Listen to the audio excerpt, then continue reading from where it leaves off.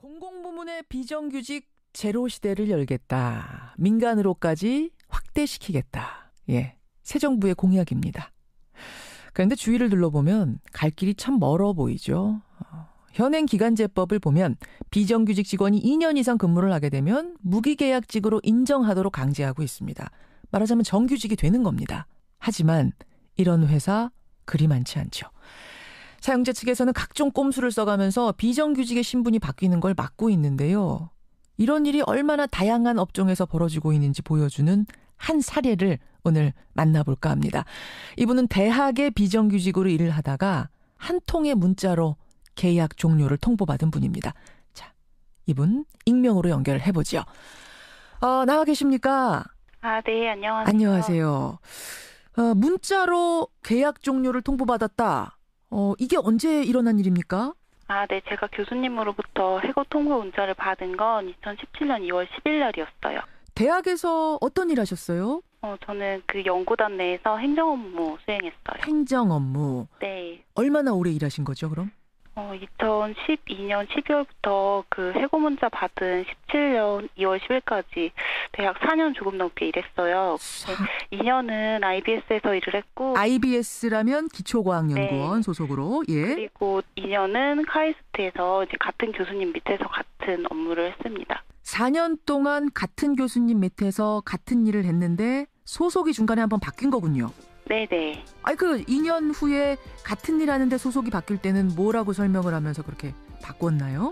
업무는 같은 거니까 기존에 하던 업무가 전혀 변함이 없으니까 특별히 걱정할 건 없고 그냥 자연스럽게 그냥 이야기가 나왔고 예. 네, 평상시와 다를 바가 전혀 없어서 이제 저로서도 특별히 의아하게 생각하거나 그런 점이 없었어요. 그때는 기초과학연구원에서 카이스트로 소속 바뀌면서는 2년 후에 내가 이렇게 계약이 종료가 자동으로 되는구나라는 걸 모르셨어요? 네, 그거를 미리 생각할 필요가 전혀 없었던 게 예.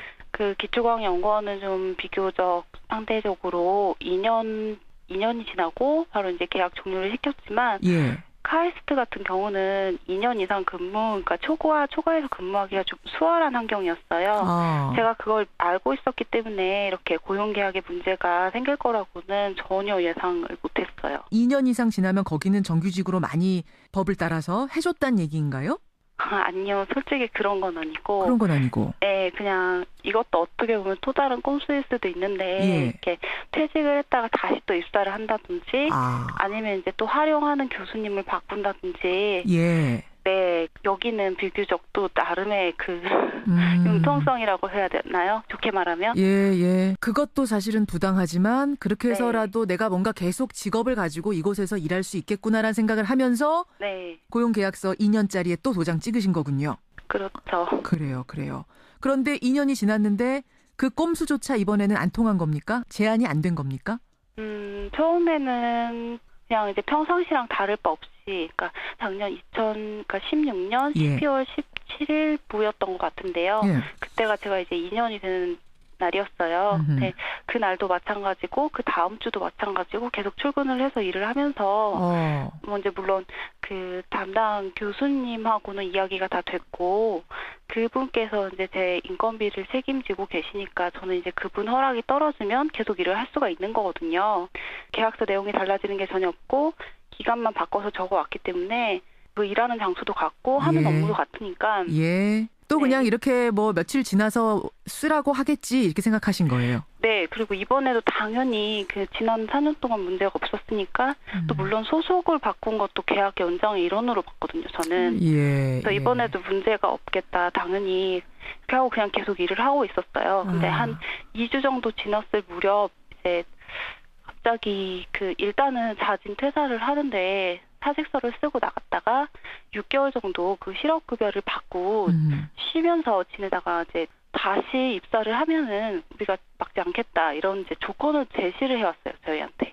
이제 제 입장에서는 기가 막히죠. 하루아침에 실업자가 되게 생겼는데 6개월을 그냥 수긍하고 나갈 수가 없어서 이유를 알아보다가 이유가 딱히 없다는 걸 알게 되고 그럼 이제 6개월이 아니라 오히려 이제 텀을 좀 줄여주면 어떻게 했느냐 쪽으로 교수님하고 저는 인사팀을 설득하기 시작을 했는데 그게 먹히지가 않았어요. 근데 지금 들으시는 분 중에 어쨌든 계약서에 계약기간 2년 사인한 건 당사자 아니냐. 그리고 지금 계약기간이 만료된 뒤에 어쨌든 계약이 종료된 거지 중간에 부당해고한 것도 아닌데 법적으로는 따질 부분이 없지 않느냐. 혹은 본인이 어떤 업무 능력이 좀 기대에 못 미쳐서 더 이상 채용이 불가능한 상황이었을 수 있는 거 아니냐. 이렇게 생각하실 수도 있는데. 저 같은 경우는 그 근무하는 기간 동안에 근무 평가를 모두 100점 만점에 가까운 점수를 받았고요. 근무 평가. 네, 같이 일하던 직원이 퇴직하고 후임을 뽑는 동안에도 공백이 길었는데 제가 그 공백도 저 혼자 메웠고 그리고 이제 그 후임으로 뽑아놓은 직원이 이제 공석이 된 적이 있는데 그때도 연구단 저 혼자 거의 지키다시피 했어요. 그리고 저는 이제 그룹 구성원들하고도 굉장히 잘 지냈고 사실 신뢰감이 두터웠다고 생각을 하는 게 그 인사팀으로부터 그 6개월 뭐 퇴직이랄지 뭐 이런 제안을 받았을 그 무렵에도 그리고 또 이제 해고 문자를 받았을 그 무렵에도 정말 이제 많은 동료들이 또 애써줬어요. 그리고 또 정말 꼭 드리고 싶은 말씀이 있는데 분명 전 지난 4년 동안 IBS 기초과학연구원하고 카이스트 두 기관에서 두 기관이 시키는 업무를 그냥 충실히 계속 해왔거든요. 근데 이제 와서는 카이스트는 저를 IBS 업무를 시키기 위해서 뽑은 직원이라고 지금 주장을 하고 있고요. IBS 같은 경우는 그 앞서 근무한 2년 이후로는 저의 존재를 아예 몰랐다. 그저 뭐 카이스트의 문제일 뿐이다. 뭐 이런 주장을 하면서 서로 상대 기관에 지금 저를 미루고 있어요. 서로 상대 기관이 책임질 사람이지 우리는 모르는 일이다. 뭐 이런 식으로 핑퐁 공된 것처럼. 그렇죠.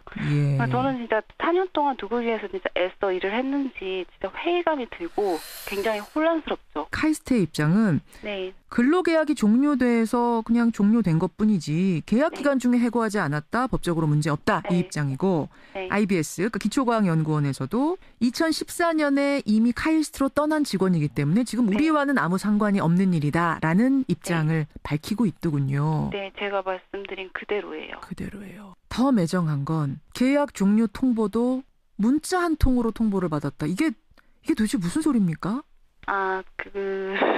계속 같이 근무했던 교수님께서 그만 나오라는 문자를 보내셨어요. 그러니까 마지막 통보 문자는 결국 그게 교수님이 보내셨겠군요. 문자가 이제 뭐 오늘부로 정리하신 걸로 알고 있겠어요. 그동안 수고 많으셨어요. 어떤 분하고도 상의를 마쳤어요. 이렇게 왔어요. 그래서 거기다 뭐라고 답장 쓰셨어요? 저는 이제 교수님 저는 지금 직장을 그만둘 생각이 없습니다. 우리 다시 생각해 주셨으면 좋겠습니다. 이제 사정하셨군요. 지금 실례지만 나이가 어떻게 되세요? 35이요. 내일이다, 내 직장이다 생각하고 열심히 몸바쳤던 그곳에서 이런 문자 받았을 때 심정이 어떠셨어요? 그냥 다 잃어버린 기분이었거든요. 그 억장이 무너진다고 하잖아요. 30대 절반을 이곳에서 보냈고 그리고 제가 이 연구단의 초창기 멤버로서 정말 누구보다도 열심히 일을 했거든요. 야근 또 주말 근무도 되게 많았거든요. 근데 초과 근무 수당도 저는 한 번도 신청을 한 적이 없어요. 왜 안 하셨어요? 해도 되는 건데 법적으로는.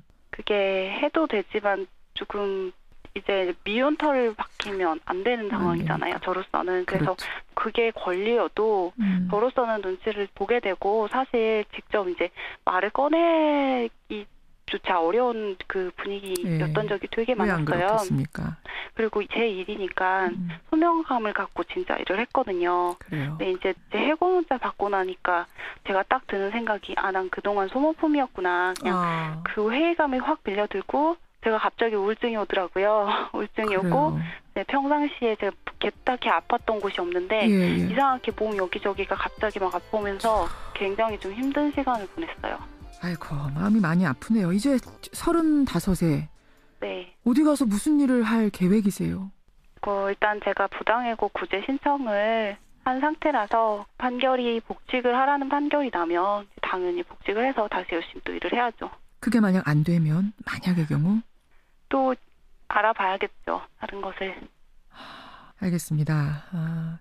사실은 비정규직법의 취지는 좋았는데 지금 사실은 이럴 바엔 차라리 그 법 없었으면 좋았겠다 이런 생각까지 드시는 거예요? 그렇죠. 없었으면 좋았는데 그러니까 좋은 취지로 만들어진 법이 이렇게 악용이 너무 왜곡되니까.